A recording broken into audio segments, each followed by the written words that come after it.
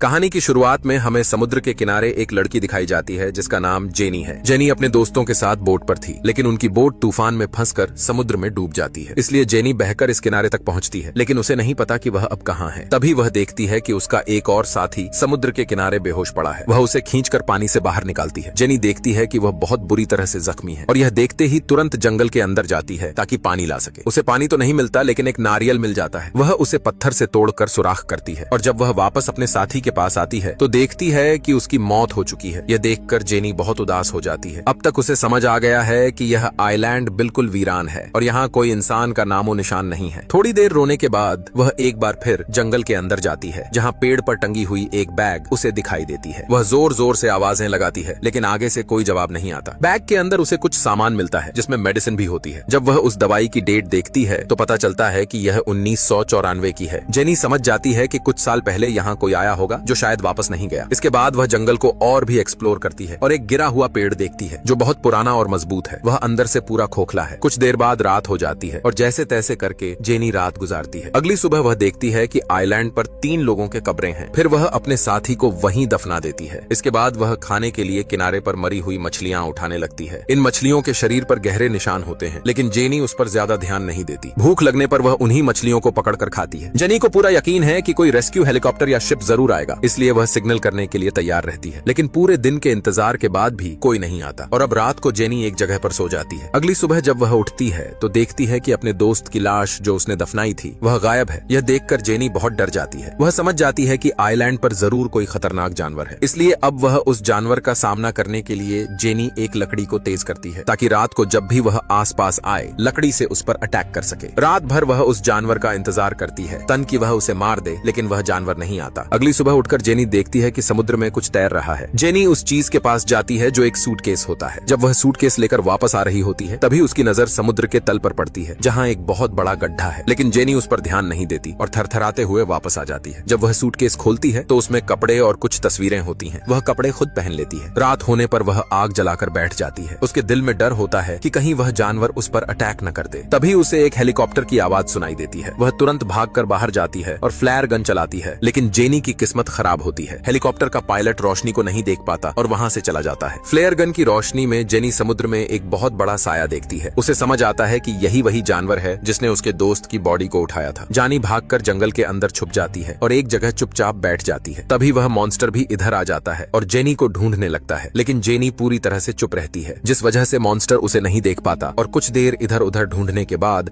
वह वापस समुद्र में चला जाता है। जेनी को अब समझ आता है कि मॉन्स्टर जंगल में नहीं बल्कि समुद्र में रहता है। अब तक जेनी सोच रही थी कि जंगल में कोई खतरनाक जानवर है, लेकिन अब उसे पता चल जाता है कि असली खतरा पानी में है।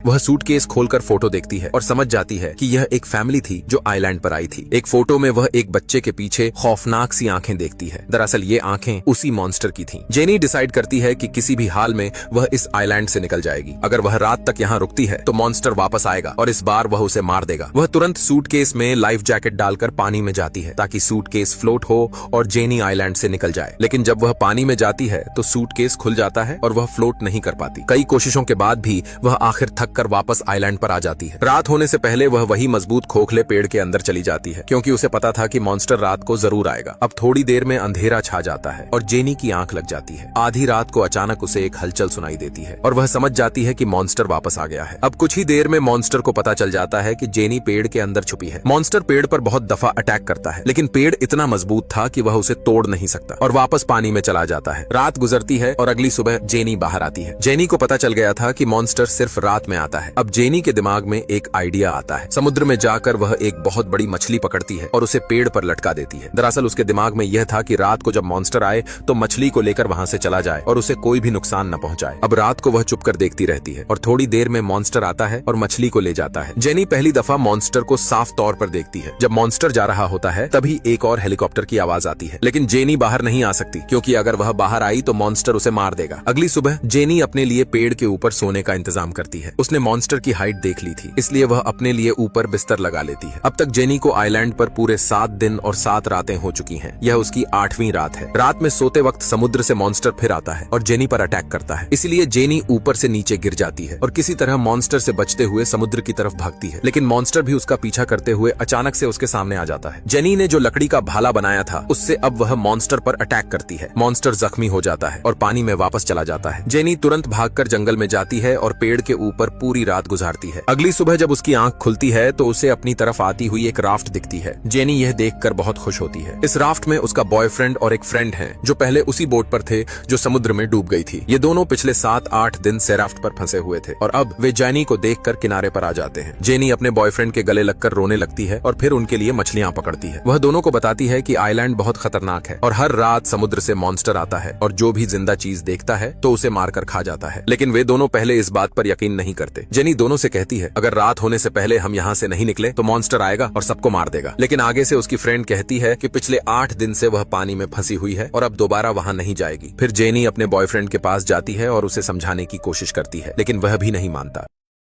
अब कुछ देर बाद जेनी देखती है कि वे दोनों अपने काम में मशगूल हैं, इसलिए वह मौका मिलते ही राफ्ट में बैठ जाती है और समुद्र की तरफ निकल पड़ती है। लेकिन वे उसे देख लेते हैं इससे पहले कि वह राफ्ट लेकर निकल पाती। ये दोनों उस पर अटैक कर देते हैं और उसे रोक लेते हैं। जेनी बेकाबू हो जाती है और उसकी फ्रेंड उस पर अटैक करती है, जिस वजह से वह बेहोश हो जाती है। अब रात में जब उसे होश आता है तो वह पूरी तरह से बंधी हुई थी। वह इनसे कहती है मुझे खोल दो, मॉन्स्टर कभी भी आ सकता है। उसका बॉयफ्रेंड कहता है मैंने हर तरफ देखा है, यहाँ कोई मॉन्स्टर या जानवर वगैरह नहीं है। जेनी आगे से कहती है मॉन्स्टर जंगल से नहीं बल्कि पानी से आता है। जेनी की बातों से उसकी फ्रेंड परेशान होकर समुद्र के किनारे जाती है और उस मॉन्स्टर को आवाजें देने लगती है। इधर जेनी का बॉयफ्रेंड जेनी के पास होता है। वह जेनी से कहता है तुमने हमें धोखा दिया। तभी वह अपनी फ्रेंड की चीखने की आवाज सुनता है। वह तुरंत जलती हुई लकड़ी लेकर समुद्र के किनारे जाता है जहाँ सामने सच में मॉन्स्टर होता है। अब वह मॉन्स्टर उसे उठाकर दूर फेंक देता है। यह देखकर जेनी अपने आप को आजाद करती है और समुद्र के किनारे की तरफ भागती है ताकि वह अपनी फ्रेंड को बचा सके। लेकिन उससे पहले ही मॉन्स्टर ने उसकी फ्रेंड को मार दिया होता है। फिर उसके बाद मॉन्स्टर जेनी के बॉयफ्रेंड पर भी अटैक करता है, लेकिन जेनी अपने बॉयफ्रेंड को लेकर जंगल के अंदर चली जाती है और अब वे पेड़ के ऊपर पूरी रात गुजारते हैं। जेनी का बॉयफ्रेंड अब बहुत ही डरा हुआ है और उसे समझ आ गया है कि जेनी ने जो भी बातें कही थीं वह सच थीं, इसलिए अब वह भी इस आइलैंड से निकलना चाहता है। दोनों खाने के लिए मछलियां इकट्ठी करते हैं और सारा सामान राफ्ट में रख देते हैं। रात होने से पहले ही वे यहाँ से निकल जाते हैं, लेकिन कुछ ही देर में मॉन्स्टर समुद्र के नीचे से उनकी राफ्ट पर अटैक करता है और जेनी को पकड़कर समुद्र की गहराइयों में ले जाता है। जेनी के पास एक छोटा सा चाकू होता है जो उसने बॉयफ्रेंड के सामान से लिया था। वह चाकू से मॉन्स्टर पर अटैक करती है और मॉन्स्टर बहुत जख्मी हो जाता है। तभी जेनी का बॉयफ्रेंड भी लकड़ी का भाला लेकर नीचे आता है और मॉन्स्टर पर वार करने की कोशिश करता है, लेकिन आगे से मॉन्स्टर जेनी के बॉयफ्रेंड को पकड़कर होल में ले जाता है और इस तरह जेनी अपने बॉयफ्रेंड को खो देती है। और अब जेनी किसी तरह बचकर आइलैंड पर वापस आ जाती है। अपने बॉयफ्रेंड को खो देने के बाद वह पूरी तरह से टूट चुकी है। उसके पास एक डायरी होती है जिसमें वह मॉन्स्टर के बारे में सब कुछ लिखती है ताकि अगर कोई यहाँ आए तो पहले से जान ले कि रात में क्या होता है। फिर इसके बाद जेनी बहुत सारी सूखी लकड़ियां और पत्तों से एक बड़ा सर्कल बना लेती है। एक लकड़ी से फिर से अपने लिए हथियार तैयार करती है ताकि रात में मॉन्स्टर आए तो वह उसका मुकाबला कर सके। रात हो जाती है और मॉन्स्टर समुद्र से बाहर निकलता है और वह उस सर्कल में घुस आता है जो जेनी ने लकड़ी और पत्तों से बनाया था। जेनी तुरंत आग लगा देती है और मॉन्स्टर उसके दरमियान में फंस जाता है। फिर वह चाकू और लकड़ी के भाले से बार बार मॉन्स्टर पर वार करती है। मॉन्स्टर भी जेनी पर अटैक करता है और दोनों बहुत जख्मी हो जाते हैं। जब मॉन्स्टर जेनी को मारने वाला होता है तब वो अपनी लकड़ी के भाले से मॉन्स्टर के दिल पर वार करती है, जिस वजह से मॉन्स्टर तुरंत मर जाता है। जेनी मॉन्स्टर का सिर अपने पास रख लेती है ताकि सबको यकीन हो जाए कि वहाँ सच में एक मॉन्स्टर था जिसका उसने बहादुरी से शिकार किया है। अब जेनी मॉन्स्टर का सिर लेकर राफ्ट की तरफ जाती है, मतलब वो राफ्ट के जरिए इस आइलैंड से निकलने वाली है। इसके बाद दिखाया जाता है कि पूरा आइलैंड आग में जल रहा है। संभव है कि इस आग को देखकर कोई वहां आ जाए और जेनी को बचा ले। इसी के साथ ये शानदार मूवी यहीं खत्म होती है। अगर वीडियो पसंद आई हो तो वीडियो को लाइक और चैनल को सब्सक्राइब जरूर करना। मिलते हैं अगली वीडियो में। शुक्रिया।